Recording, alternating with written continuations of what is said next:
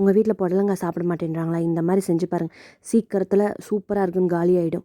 எப்படி செய்கிறதுன்னு பார்க்கலாம் வாங்க. புடலங்காயில் சென்டரில் உள்ள அந்த விதை இதெல்லாம் எடுத்துகிட்டு இந்த மாதிரி பொடி பொடியாக கட் பண்ணி வச்சுக்கோங்க. பச்சை மிளகா காரத்துக்கு ஏற்ற மாதிரி எடுத்துக்கோங்க. கருவேப்பிலை இதான் மெயின் இன்க்ரீடியண்ட்டு.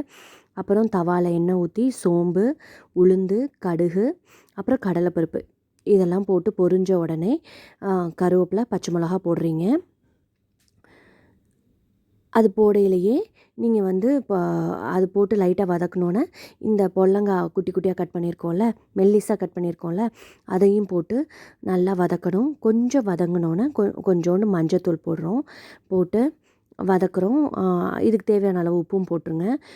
போட்டுட்டு ஒரு 2 நிமிஷம் வதக்கி விட்டுட்டு தண்ணிலாம் தொளிக்க வேணாம். அப்படியே மூடி லிட்டு போட்டு மூடி வச்சுடுங்க. அப்புறம் ஒரு 10 நிமிஷம் கழித்து எடுத்திங்கன்னா நல்லா வதங்கிடும். அப்போது அதில் வந்து நீங்கள் வந்து பெப்பர் மட்டும் ஆட் பண்ணிக்கோங்க உங்களுக்கு தேவையான அளவு. ஏன்னா பச்சை மிளகாவும் போட்டிருக்கோம். காரத்தை பார்த்துட்டு ஆட் பண்ணிக்கோங்க. மிளகுத்தூள் போட்டதுக்கப்புறம் ஒரு 2 நிமிஷம் வந்து வதக்கினா போதும். அதுக்கப்புறம் இதில் வந்து 2 முட்டை உடச்சி அப்படியே ஊற்றிட்டு அதை நல்லா கிண்டினிங்கன்னா அப்படியே மூளை ஃப்ரை மாதிரி இருக்குங்க டேஸ்ட்டு. அவ்வளோ சூப்பராக இருக்கும். மூளை ஃப்ரையில் நிறைய ஆனியன் போட்டு சாப்பிட்டா எப்படி இருக்கும் அந்த மாதிரி டேஸ்ட் கொடுக்கும். ரொம்ப எக்ஸலண்ட்டாக இருக்கும். நான் எங்கள் வீட்டில் இது பண்ணோன்னா ஸ்நாக்ஸ் மாதிரி பவுலில் வச்சு சாப்பிட்டு முடிச்சிருவாங்க.